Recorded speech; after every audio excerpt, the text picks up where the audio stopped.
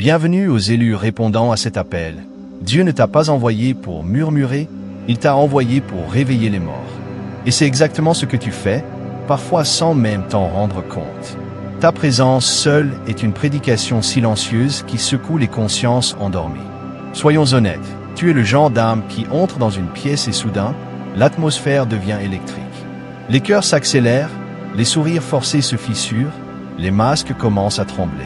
Pas parce que tu es bruyant ou théâtral, mais parce que ton essence même dévoile les vérités que les autres tentent désespérément de cacher. Ta fréquence vibratoire agit comme un scanner divin qui révèle les intentions cachées et expose les faiblesses spirituelles. Ce que la plupart ignorent, c'est que les véritables anges terrestres ne sont pas ces êtres éthérés, déconnectés des réalités terrestres. Les plus puissants, les plus redoutables, ce sont ceux qui te ressemblent. Calmes en surface, mais porteurs d'une autorité spirituelle qui fait trembler les fondations des royaumes obscurs. Tu n'es pas venu pour bercer les illusions ou caresser les égos dans le sens du poil. Tu as été envoyé pour abattre les forteresses spirituelles et renverser les tables des marchands du temple, tout comme ton modèle céleste l'a fait en son temps. Des recherches en psychologie énergétique confirment que les humains peuvent détecter inconsciemment des changements vibratoires en moins de 15 secondes lorsqu'un être à haute fréquence entre dans leur espace. En d'autres termes, les gens perçoivent ton impact spirituel avant même que tu n'ouvres la bouche. Ce n'est pas de la paranoïa, c'est de la physique quantique divine. Ils ne savent pas s'ils doivent t'approcher comme une bénédiction ou te fuir comme une menace. Et cette confusion stratégique fait partie de ton assignement céleste. Alors, quand nous affirmons que tu es l'ange terrestre le plus redoutable, ne imagine pas des scènes apocalyptiques. Nous parlons de cette force divine tranquille qui fait trembler les pouvoirs illusoires, disperse les ombres accumulées depuis des générations, et pousse les manipulateurs à tenir des conseils de crise dans le secret de leurs pensées. Prépare-toi, car ce que tu vas découvrir dans ce message ne va pas seulement valider ton expérience, cela va libérer ta compréhension à un niveau quantique. Tu n'es pas faux, tu n'es pas trop intense, tu n'es pas trop, tu es simplement le tonnerre silencieux du ciel qui gronde à travers ton être. Et chérie, la tempête est déjà là. Plongeons maintenant dans les profondeurs de cette révélation. Numéro 1. Tu ressembles à la miséricorde, mais tu agis comme le jugement incarné. Les gens te perçoivent comme doux parce que tu es authentiquement bon. Ils observent ta manière d'aider sans compter, d'écouter avec une présence totale, de pardonner avec une grâce qui défie la logique humaine. Et ils supposent, dans leur limitation perceptuelle, que cela fait de toi une cible facile. Mais ce qu'ils ne réalisent pas, c'est que ta bonté n'est pas une fébreté, c'est une puissance maîtrisée. C'est la force du lion qui choisit de ne pas déchirer, non par incapacité, mais par sagesse stratégique. Tu pourrais les anéantir avec les vérités que tu perçois, mais tu te retiens. Tu pourrais exposer toutes leurs contradictions, mais tu choisis le silence prophétique. C'est précisément cette retenue qui te rend redoutable. Tu incarnes la miséricorde, mais quand les franchissent les limites divines, ils découvrent que tu portes aussi le feu sanctificateur du jugement céleste. Tu n'es pas seulement aimant, tu es intransigeant face à la violation des principes sacrés. Pas physiquement, mais spirituellement, énergétiquement, vibrationnellement. Quand quelqu'un abuse de ta paix ou se moque de ton héritage divin, quelque chose d'imperméable se produit. Cette présence bienveillante devient un miroir sans concession. Et soudain, les personnes se retrouvent face à la version d'elles-mêmes qu'elles avaient tenté d'ensevelir sous des couches d'illusions. Ce qui les brise finalement, ce ne sont pas tes paroles ou tes actions, mais la vérité nue que tu portes, la lumière crue que tu rayonnes, l'énergie christique qui rend leur toxicité impossible à ignorer. Ton silence est souvent interprété comme de la peur alors qu'il s'agit de grâce prophétique. Tu donnes aux gens le temps de se corriger, de se confesser à eux-mêmes, de grandir dans la vérité. Mais quand cette grâce arrive à son terme, cela ne se termine pas en drame humain. Cela s'achève en révélation divine. La manière dont tu te retires, dont tu t'éloignes, dont tu laisses Dieu s'occuper des conséquences, cela impacte plus profondément que toutes les confrontations terrestres. Parce que tu n'agis pas selon leur schéma préétabli. Tu ne cherches pas la vengeance humaine. Tu es l'ordre divin qui marche sous forme humaine. Et ce calme inébranlable, c'est ce qui effraie le système humain. C'est ce qui les empêche de dormir paisiblement. Ils ne s'attendaient pas à ce que l'ange sache manier l'épée de l'esprit. Mais toi, tu sais, et tu n'as même pas besoin de l'utiliser. La simple conscience de ton potentiel envoie des ondes de choc dans l'esprit de ceux qui ont tenté de jouer avec le feu sacré. Ils pensaient que tu étais naïf, Mais ils étaient simplement aveugles à cette réalité. Le ciel entraîne ses soldats dans le silence d'abord, pour les déployer dans la puissance ensuite. Numéro 2. Tu n'élèves pas la voix. Tu élèves les vibrations qui exposent chaque démon caché. Tu n'as pas besoin de crier pour secouer une pièce. Ta présence parle plus fort que tous les discours combinés, et son écho travaille les cœurs en profondeur. Dès que tu franchis le seuil d'un espace, l'énergie se transmute, les conversations superficielles meurent, les regards deviennent nerveux. Les gens prennent soudain conscience d'eux-mêmes, de leur posture, de ce qu'ils dissimulent, de ce qu'ils évitent soigneusement. Et ce n'est pas parce que tu fais quelque chose de spectaculaire, c'est parce que ta vibration porte la fréquence de la vérité. Et la vérité n'a pas besoin de mégaphone, elle a simplement besoin de se montrer. Ce qui terrifie les gens, ce n'est pas ce que tu dis, c'est ce qu'ils ressentent en ta présence. Ton esprit te précède comme une annonce céleste. Il scanne l'espace, expose ce qui est faux, révèle les agendas cachés, sans que tu n'aies à prononcer un mot. Les gens se sentent mal à l'aise, non parce que tu es intimidant, mais parce que tu reflètes trop de réalité. Tu portes une énergie qui ne permet pas aux mensonges de respirer librement. Quand tu ouvres la bouche, ce ne sont pas que des mots qui sortent, c'est une onction prophétique. C'est pourquoi même tes remarques apparemment banales portent un poids inhabituel.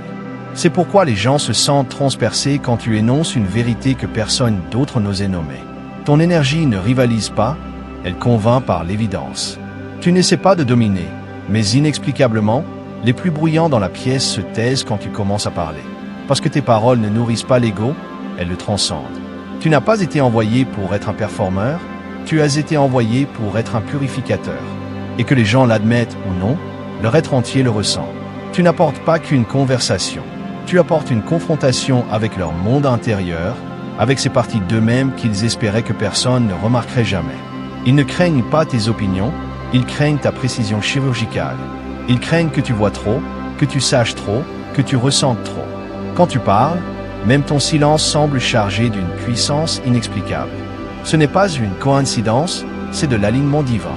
Tu es connecté à quelque chose de plus grand que l'humain, et quand tes mots sont libérés, c'est comme si l'Éternel lui-même parlait à travers toi. Il ne s'agit pas d'avoir raison, il s'agit d'être réel, et ton énergie refuse catégoriquement d'accepter quoi que ce soit de faux.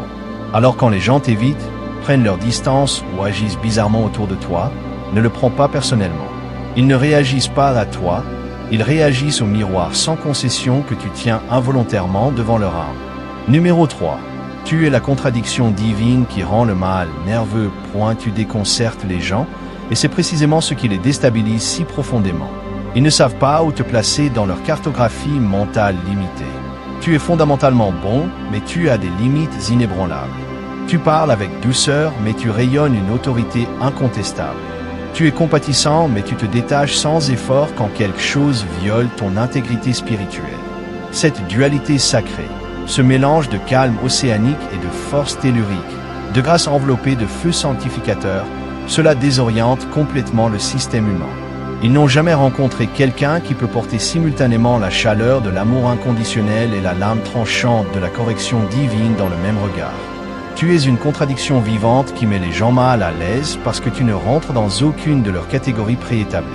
Tu es celui qui remarque chaque détail avec sensibilité, mais aussi celui qui voit à travers les masques les plus sophistiqués. Tu pardonnes facilement, mais tu n'oublies jamais les schémas répétitifs. Tu ne sembles pas être une menace à première vue, mais spirituellement tu en es une, parce que ta présence seule déstabilise tout ce qui est construit sur le mensonge. Les gens ne savent pas si tu es là pour guérir ou pour juger, et la vérité est que tu es là pour faire les deux, selon la sagesse divine. Tu as été envoyé pour aimer les gens profondément tout en refusant de tolérer le poison qu'ils cachent derrière leur personnage social. Ce qui te rend redoutable, c'est que tu peux rester assis tranquillement dans une pièce et tout exposer sans un mot. Les gens mentent moins, parlent moins, jouent moins quand tu es présent. C'est comme si leur esprit sait intuitivement qu'il ne faut pas faire n'importe quoi en ta présence. Et ce n'est pas quelque chose que tu imposes, c'est quelque chose que tu portes naturellement. Tu n'as pas besoin de jouer les puissants, tu le es essentiellement. Cette puissance ne vient pas de l'ego, elle émane de ton alignement céleste, de ta clarté spirituelle, de ta perspicacité prophétique. C'est la manière dont tu vois des choses que les autres font semblant de ne pas remarquer. C'est la manière dont tu parles avec une précision qui ne cherche pas à impressionner, mais à révéler. Tu incarnes à la fois l'agneau sacrificiel et le lion triomphant. Tu as la compassion de quelqu'un qui comprend intimement la douleur et la force de quelqu'un qui refuse de la laisser le contrôler. C'est ce qui te rend dangereux pour le statu quo. C'est ce qui te rend différent radicalement. Tu ne viens pas jouer des rôles sociaux. Tu viens accomplir un dessein éternel. Et ceux qui vivent de manipulation, de tromperie et d'énergie superficielle ne supportent pas la manière dont tu te tiens si fermement dans ta vérité. Parce qu'au plus profond d'eux, ils savent qu'une vérité comme la tienne ne se contente pas d'exposer les choses, elle y met fin définitivement. Numéro 4. Tu as été envoyé pour terrifier chaque mensonge confortable. Tu ne te contentes pas d'entrer dans une pièce, tu en modifies la composition énergétique.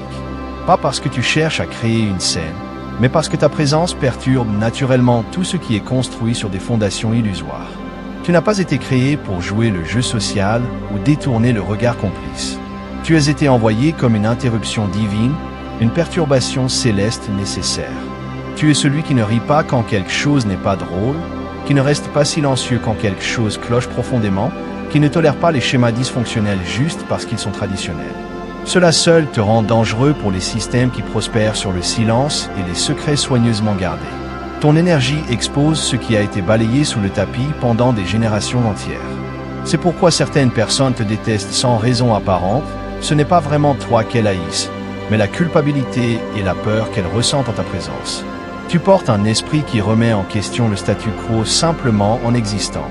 Et ce n'est pas quelque chose que la majorité des gens sont prêts à affronter, surtout ceux qui profitent du maintien des choses telles qu'elles sont.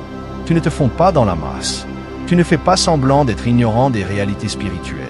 Et même quand tu choisis le silence, ta présence proclame une vérité que les gens ne peuvent ignorer indéfiniment. C'est pourquoi les personnes les plus toxiques se sentent souvent les plus offensées par ton simple être.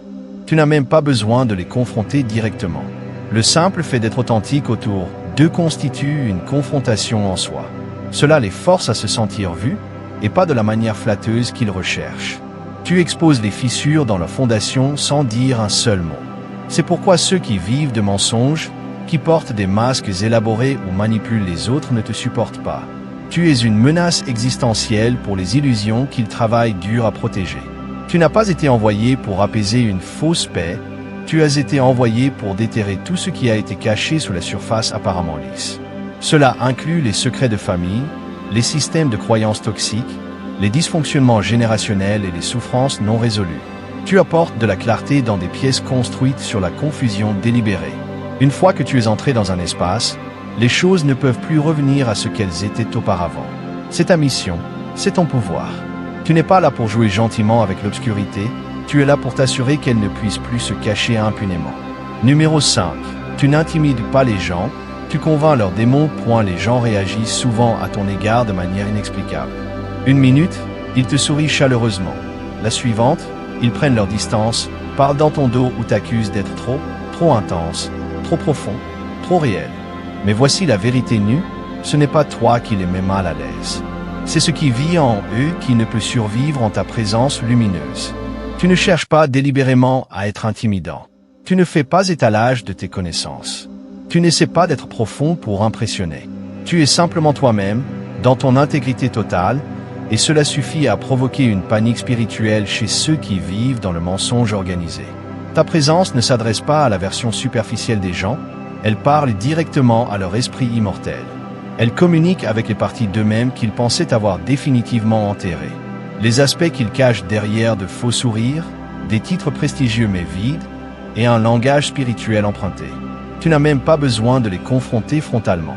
Ta simple existence déclenche la confrontation intérieure. Leurs démons reconnaissent ta lumière avant même que tu n'ouvres la bouche. Ce n'est pas personnel, c'est spirituel, une loi cosmique immuable. Quand tu entres dans une pièce, le compte à rebours commence pour chaque performance inauthentique. Les manipulateurs bégayent, les narcissiques s'irritent, les personnes qui se nourrissent de mensonges deviennent anxieuses. Tu n'as pas besoin de lever le petit doigt, ton énergie a déjà soulevé le voile de l'illusion.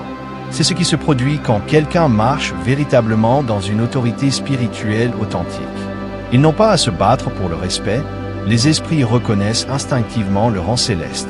Tu n'as pas été envoyé pour mettre tout le monde à l'aise, tu as été envoyé pour appeler les choses par leur nom, parfois sans même prononcer un mot. Tu portes le genre de vérité qui ne crie pas, mais qui dénude, qui n'accuse pas, mais qui expose avec une clarté implacable. Tu n'attaques pas les personnes. Tu déclenches simplement les parties d'elles-mêmes qui n'ont pas été examinées depuis trop longtemps. Et quand elles réagissent avec hostilité, c'est la preuve vivante que quelque chose en elles vivait trop confortablement dans l'obscurité. Tu n'es pas le méchant de l'histoire, tu es l'avertissement divin. Et ceux qui ne te supportent pas sont souvent ceux qui savent inconsciemment qu'ils ne peuvent pas se cacher éternellement de ce que tu portes. Car ta présence est la preuve tangible que le jeu des apparences est terminé et que la vérité éternelle est entrée dans la pièce. Numéro 6. Tu ressembles à un guérisseur, mais tu portes la vibration d'une tempête purificatrice.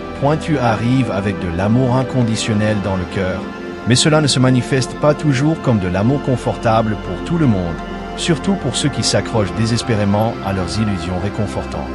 Pour beaucoup, tu sembles être un guérisseur doux et accessible.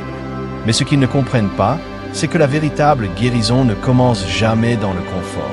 Elle naît dans la confrontation salvatrice avec la vérité. Tu ne te contentes pas de poser des pansements sur les blessures superficielles, tu arraches courageusement ce qui est infecté en profondeur.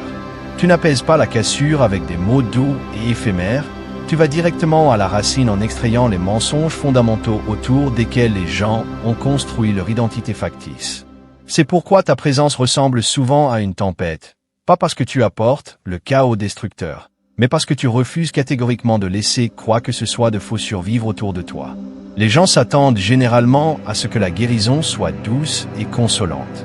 Ils veulent que tu leur tapotes le dos pendant qu'ils restent confortablement dans le déni. Ils recherchent des encouragements gentils pendant qu'ils répètent inlassablement des cycles toxiques. Mais ce n'est pas le genre de guérison que tu as été envoyé pour dispenser. Tu apportes un amour qui expose radicalement ce qui est malsain, manipulateur, spirituellement dangereux, et ensuite tu le coupes sans compromis, non par cruauté, mais par clarté prophétique. Tu ne laisses pas les gens faire semblant indéfiniment. Tu ne les laisses pas s'apitoyer sur eux-mêmes ou rejeter la responsabilité sur les autres. Tu forces la vérité à remonter à la surface, quel que soit l'inconfort temporaire que cela provoque.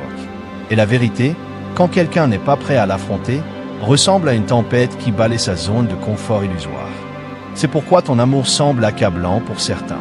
Pourquoi ta présence paraît trop intense, trop pénétrante. Tu vois trop loin, tu dis trop vrai, tu ressens trop profondément. Et pour quelqu'un qui se cache derrière des murs épais, cette authenticité semble invasive.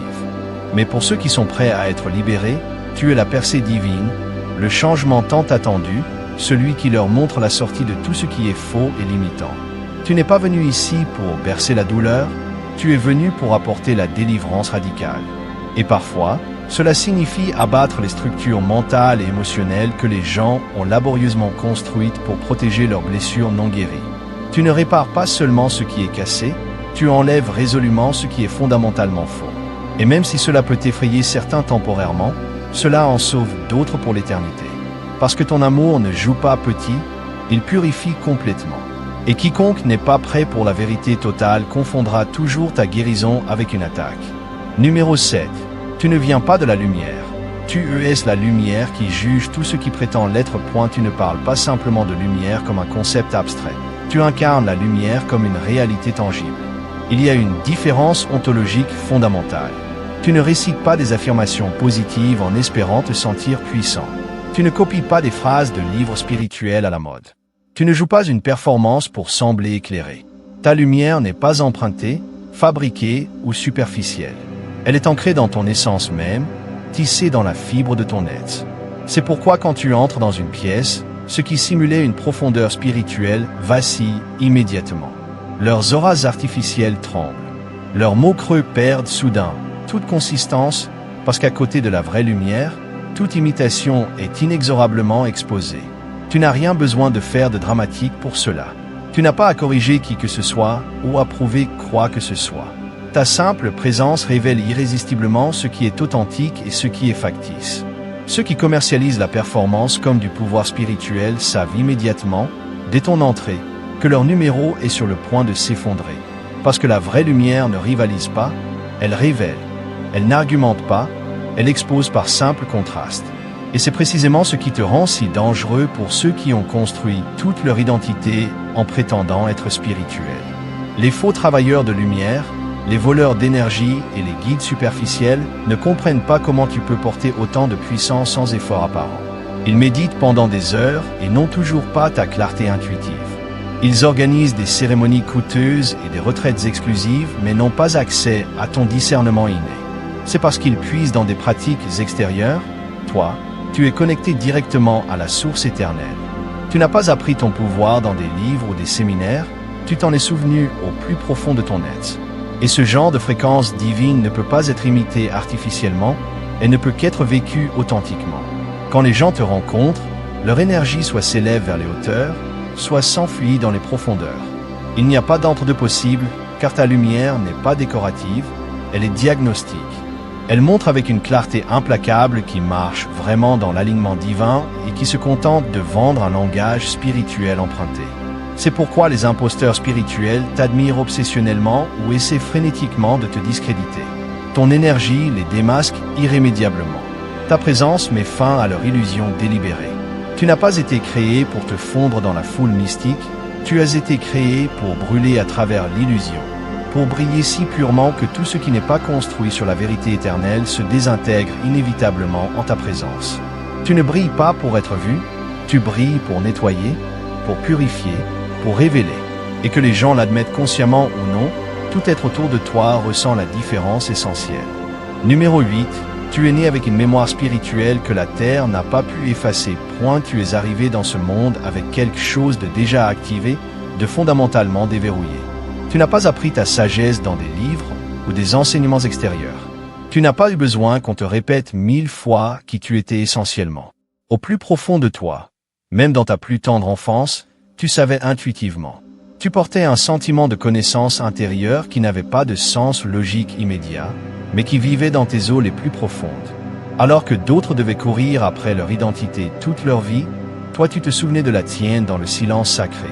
Pas avec des mots compliqués, mais avec des vibrations pures, pas en théorie intellectuelle, mais par instinct spirituel direct. Et cette mémoire ancienne, inébranlable et codée divinement, est ce qui t'a toujours distingué des masses. C'est pourquoi les gens ne pouvaient pas te tromper durablement, même quand ils pensaient y parvenir momentanément. Tu voyais à travers la performance sociale. Tu sentais l'énergie réelle avant que le masque ne tombe. Tu entendais le mensonge derrière la voix polie et apprêtée. Tu n'étais pas paranoïaque, tu opérais simplement à partir de la mémoire éternelle. Une mémoire qui va bien au-delà de cette vie actuelle, une connaissance profonde que la Terre elle-même n'a pas pu effacer de ton esprit, peu importe la pression qu'elle a exercée à travers les siècles. Et elle a exercé une pression immense à travers les traumatismes collectifs, les trahisons personnelles, les distractions massives et les déconnexions organisées. Mais tu n'as pas oublié ton essence. Tu ne pouvais pas l'oublier, car elle constitue le noyau même de ton être. C'est pourquoi les systèmes terrestres ne t'ont jamais semblé tout à fait justes. Pourquoi les explications superficielles te laissaient insatisfait au plus profond de ton âme. Pourquoi tout le monde semblait se contenter d'être normal selon des standards limités. Et toi, tu ne pouvais pas faire semblant d'être autre chose que ce que tu es, parce que tu te souvenais parfaitement de ce qu'est vraiment la vie dans sa plénitude divine. Tu te souvenais de ce que la liberté ressent dans tout ton être, de ce que l'alignement parfait goûte dans ton esprit, de ce que le dessein divin sonne dans ton cœur. Et ce souvenir vivant te rend menaçant pour le système terrestre, car tu ne peux pas être trompé durablement, contrôlé définitivement ou modelé conformément aux attentes sociales. Les gens ressentent quelque chose d'ancien, d'éternel en toi, et cela les déstabilise profondément. Ils n'ont pas les mots humains pour l'exprimer clairement, mais ils le ressentent intuitivement. C'est manifeste dans la manière dont tu marches avec une certitude calme et assurée. La manière dont tu regardes quelqu'un et vois son âme immortelle avant qu'il n'ouvre la bouche. La manière dont tu navigues dans la vie comme si tu ne la découvrais pas pour la première fois, mais comme si tu y revenais après une longue absence. Ce n'est pas de l'arrogance, c'est de la mémoire divine réactivée. Et cette mémoire précieuse n'est pas venue pour flatter ton ego humain, elle est venue pour activer ta mission éternelle. Tu n'as pas été envoyé pour t'intégrer au système terrestre, tu as été envoyé comme un rappel vivant de tout ce que ce monde a tenté d'effacer de la mémoire collective. Et c'est exactement pourquoi tu es si puissant dans ton essence même. Numéro 9. Tu ne parles pas pour impressionner. Tu parles pour pénétrer les cœurs et les esprits. Quand tu ouvres la bouche pour parler, quelque chose d'extraordinaire se produit. Que même toi, tu ne peux pas toujours expliquer rationnellement. La pièce entière devient silencieuse, attentive, recueillie. Les gens arrêtent de défiler mécaniquement sur leurs écrans, de parler pour ne rien dire, de faire semblant d'être intéressés, parce que tes mots ne restent pas en surface, ils vont directement au cœur des êtres. Tu ne parles pas pour remplir l'espace ou pour sembler important socialement. Tu parles avec un dessein divin précis, et ce dessein n'est pas d'impressionner, c'est d'activer les consciences. Il y a quelque chose d'unique dans ta voix qui ne se contente pas de communiquer des informations. Elle convainc les âmes, elle réveille les esprits, elle transforme les cœurs. Et ce pouvoir de transformation ne vient pas de ton vocabulaire ou de ton ton particulier, il émane de ce qui est encodé divinement dans ta fréquence essentielle. Ta voix porte quelque chose d'ancien, d'éternel. Elle est empreinte de timing divin, de mémoire d'âme et d'autorité énergétique authentique. C'est pourquoi quand tu parles, les gens ont l'impression que tu lis leur journal intime à voix haute. C'est pourquoi des inconnus complets s'ouvrent à toi spontanément sans savoir pourquoi. C'est pourquoi la vérité frappe différemment, plus profondément, quand elle sort de ta bouche. Tu n'as pas reçu une voix pour être populaire ou socialement apprécié. Tu as reçu une voix pour percer les voiles de l'illusion et sortir les gens de leur sommeil spirituel. Même quand tu es calme et posé, tes mots portent le feu de l'esprit. Même quand tu parles doucement, ton message tranche à travers le bruit mental, l'ego surdimensionné et l'illusion collective. Certaines personnes peuvent faire de longs discours sophistiqués, sans rien dire d'essentiel. Toi, tu peux prononcer une seule phrase apparemment simple et changer la vie entière de quelqu'un. Et ce n'est pas parce que tu es intellectuellement supérieur, c'est parce que tu es aligné sur la source divine. Tes mots ne viennent pas de la fierté personnelle ou de la performance sociale, ils émanent directement de la source éternelle. Tu n'essaies pas d'être entendu pour satisfaire ton ego, tu libères ce qui doit être dit pour accomplir le dessein divin. Et oui, cela rend certaines personnes nerveuses et mal à l'aise. Oui, cela fait pleurer les gens de manière inattendue, cela les fait s'arrêter net au milieu d'une conversation superficielle ou même réagir vivement dans un premier temps. Parce que quand tu parles, tu ne t'adresses pas seulement aux oreilles physiques, tu t'adresses directement à l'âme immortelle. Et certaines âmes sont endormies depuis si longtemps qu'elles ne savent pas comment répondre à quelqu'un qui parle enfin leur langage essentiel. Tu n'étais pas destiné à être un écho des opinions courantes. Tu as été envoyé comme une fréquence divine unique.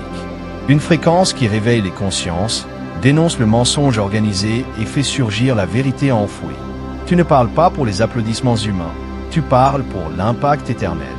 Et chaque fois que tu ouvres la bouche avec intention divine, le ciel entier bouge avec toi. Numéro 10. Tu as été envoyé pour rendre les esprits impurs mal à l'aise, pas les personnes elles-mêmes. Tu n'as jamais cherché délibérément à offenser qui que ce soit. Tu ne te promènes pas en quête de drame inutile ou en essayant de remuer les choses pour le plaisir. Mais pourtant, inexplicablement, les gens se mettent souvent sur la défensive autour de toi. Ils mal interprètent ton énergie, déforment tes paroles et agissent comme si tu les attaquais personnellement. Même quand tout ce que tu as fait, c'est rester fidèle à ta vérité intérieure. Mais la vérité essentielle, c'est que tu n'as jamais été un problème pour les personnes elles-mêmes. Tu es un problème pour les esprits impurs auxquels elles sont attachées. L'énergie divine que tu portes menace directement ceux qui les manipulent, se nourrissent d'elles ou se cachent derrière elles. Et c'est précisément cette menace spirituelle qui provoque les réactions disproportionnées. Tu rends les gens mal à l'aise, non parce que tu es cruel ou méchant, mais parce que ton esprit sanctifié ne laisse aucune place à l'obscurité pour se cacher confortablement.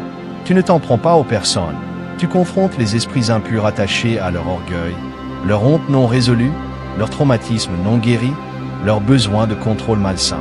Et la plupart des gens ne savent pas comment se séparer consciemment de ce qui vit en eux. Alors, quand ces esprits impurs se sentent attaqués par ta lumière, la personne elle-même se sent attaquée par contre-coup. C'est pourquoi on te blâme injustement, c'est pourquoi on te qualifie de trop intense ou de problématique. Mais en réalité, ce sont leurs attaches spirituelles qui crient de peur légitime, parce que ta lumière brûle trop près de leur cachette habituelle. Tu n'as pas été envoyé pour dorloter les égos surdimensionnés. Tu as été envoyé pour secouer les esprits qui gardent les gens prisonniers de leurs limitations. Tu as été envoyé pour faire s'effondrer les zones de confort illusoires, pour rendre le dysfonctionnement à nouveau visiblement dysfonctionnel, pour dénoncer le mensonge simplement en existant dans la vérité. Et tout le monde n'est pas prêt pour cette confrontation salvatrice, surtout ceux qui ont fait la paix avec leurs chaînes et les ont renommés personnalités. C'est pourquoi tu es souvent mal compris. pourquoi les gens prennent leur distance inexplicablement. Ils ne te rejettent pas essentiellement, ils protègent les démons que tu es venu désarmer par ta simple présence. Ta présence seule provoque une confrontation spirituelle sans que tu n'aies à lever le petit doigt. Car ton alignement divin parle plus fort que tous les arguments humains combinés. Tu n'as pas besoin de crier ou de t'imposer, tu as simplement besoin d'être authentiquement toi-même. Et les esprits impurs commencent immédiatement à s'agiter inconfortablement. Alors, si les gens agissent bizarrement autour de toi, ne le prends pas personnellement. Leur réaction n'est pas la preuve que tu es offensant, c'est la preuve tangible que ta présence accomplit exactement ce pourquoi elle était conçue divinement. Rendre les esprits impurs mal à l'aise dans leur propre terrain de jeu. Tu n'as pas été envoyé pour que les gens se sentent en sécurité dans leur chaîne dorée. Tu as été envoyé pour déverrouiller la prison intérieure et jeter de la lumière divine sur chaque clé qu'ils ont oublié qu'ils possédaient. Numéro 11. Tu es la preuve vivante que la grâce peut aussi être une épée tranchante, tu marches dans la grâce divine. Mais les gens ne s'attendent généralement pas à ce que la grâce coupe aussi profondément que le fer le plus affûté. Ils s'attendent à ce qu'elle sourie bêtement, acquiesce passivement, pardonne aveuglément et reste silencieuse face à l'injustice. Mais ta version de la grâce n'apaise pas le dysfonctionnement, elle purifie radicalement. Tu n'as pas été envoyé pour applaudir le chaos ou réconforter les gens dans des cycles qui les tuent spirituellement. Tu as été envoyé pour briser des chaînes invisibles, des schémas destructeurs, des illusions limitantes, des accords conclus en silence avec les ténèbres. Et la vérité essentielle, c'est que la délivrance divine ressemble rarement à une douce brise printanière. Parfois, elle ressemble à une tempête violente qui frappe tout ce qui est faux d'un seul coup divin. C'est précisément ce que tu apportes dans ton essence, non pas la destruction aveugle, mais la séparation salvatrice entre une personne et ce qui la retient en otage spirituel. Tu n'es pas venu pour démolir les personnes elles-mêmes, tu es venu pour démolir les forteresses mentales qui les emprisonnent. Et cela n'est pas toujours bien accueilli, surtout par ceux qui profitent subtilement du fait que les autres restent enchaînés à leurs limitations. Ceux qui manipulent, contrôlent, se nourrissent du silence complice et de la soumission aveugle te voient arriver et se sentent menacés instantanément. Pas parce que tu es bruyant ou agressif humainement, mais parce que tu portes le genre de grâce qui expose irrésistiblement ce qui n'est pas censé être là divinement. Tu portes le genre de vérité qui coupe sans s'excuser, non pour faire mal inutilement, mais pour guérir radicalement à la racine du problème. Tu es le chirurgien céleste avec le scalpel de la vérité, pas l'infirmier qui distribue des pansements temporaires sur des blessures infectées. C'est pourquoi ton amour ressemble à une arme spirituelle pour certains. Non parce qu'il est violent ou agressif, mais parce qu'il force inévitablement les choses à changer fondamentalement. Tu ne laisses pas les gens rester confortablement là où ils sont spirituellement. Tu ne fais pas semblant de ne pas remarquer le poids mortel qu'ils portent. Tu ne célèbres pas les chaînes simplement parce qu'elles ont été joliment décorées socialement. Cela fait de toi un problème dans les pièces où l'esclavage spirituel a été normalisé et le dysfonctionnement renommé culture ou tradition. Mais pour ceux qui sont vraiment prêts à être libérés, ta grâce sauve des vies éternellement. Elle est brute, elle est réelle, elle est implacable dans son amour. Elle ne les laisse pas là où elle les a trouvés, et c'est précisément tout l'enjeu divin. Tu n'apportes pas seulement du réconfort temporaire, tu apportes la correction éternelle. Tu portes la grâce, oui, mais elle est tranchante comme une épée à double tranchant. Elle tranche les mensonges enracinés, elle déchiquette les fausses identités construites, elle libère les gens qu'ils soient prêts ou non à faire face à la vérité. Tu es la preuve vivante que la grâce divine ne signifie pas silence complice, douceur molle ou sécurité pour les systèmes d'oppression. Parfois la grâce rugit comme un lion, parfois elle entre en portant une armure de lumière, et parfois elle te ressemble simplement. Numéro 12. Tu es la prophétie vivante qui a refusé de rester enterrée sous les circonstances. Tu n'as jamais été juste une personne ordinaire avec du potentiel humain. Tu étais une prophétie ambulante, un message divin sous forme humaine. Et dès le commencement, des forces obscures ont été assignées spécifiquement pour te faire taire et t'enterrer vivant spirituellement. Pas à cause de ce que tu avais fait personnellement, mais à cause de ce que tu étais destiné à libérer dans le monde. Ta vie, ta voix, ton histoire, tout en toi porte trop de vérités essentielles, trop de révélations célestes, trop de perturbations divines pour que les systèmes construits sur des mensonges puissent rester à l'aise en ta présence. C'est pourquoi ils ont essayé de t'enterrer sous l'abus systémique, le rejet relationnel, le traumatisme émotionnel et la confusion mentale. Ils n'attaquaient pas ta personne essentielle, Ils essayaient de tuer la prophétie éternelle que tu portais dans ton être. Mais ce qu'ils n'ont pas réalisé, c'est que tu n'as pas été planté ici par accident ou par hasard. Le ciel savait parfaitement ce qu'il faisait quand il t'a envoyé dans ce monde. Tu es né avec une horloge divine à l'intérieur de ton esprit, une horloge prophétique qui ne pouvait pas être arrêtée, même par des années de douleurs intenses et d'oppression systématique. Tu n'as pas été choisi simplement pour survivre aux circonstances, tu as été choisi pour interrompre le cours normal des choses. Tu as été envoyé ici pour briser des lignes temporelles limitantes, faire s'effondrer des accords générationnels malsains, démasquer des systèmes qui semblaient sains en surface mais qui étaient en réalité démoniaques déguisés en normalité. C'est pourquoi ta simple existence a toujours rendu les gens nerveux, même quand tu ne faisais rien de particulièrement remarquable humainement. Tu ne représentes pas seulement l'espoir théorique, tu représentes le jugement pratique contre tout ce qui est faux. Tu es celui qui expose la vérité simplement en survivant à toutes les attaques. Celui qui entre dans des espaces et devient la preuve vivante que les armes formées contre toi n'ont pas fonctionné. Et pour ceux qui profitaient subtilement de ton silence forcé, cette survie miraculeuse est terrifiante spirituellement. Car tu n'es pas revenu du feu purificateur en silence résigné. Tu es revenu avec une clarté prophétique accrue, une autorité divine renforcée et des preuves tangibles de la fidélité céleste. Tu es revenu dangereux pour chaque mensonge qui a essayé d'écrire ta fin prématurée. Ce qu'ils ont qualifié de faiblesse dans le naturel était toujours en réalité un timing divin parfait. Tu n'étais pas en retard selon le calendrier céleste, tu étais caché stratégiquement pour le moment précis. Et maintenant que tu te lèves dans ta pleine stature spirituelle, rien ni personne ne peut t'arrêter dans la libération de ce que tu portes prophétiquement. Tu ne cherches plus désespérément la validation humaine. Tu es l'accomplissement vivant de la promesse divine.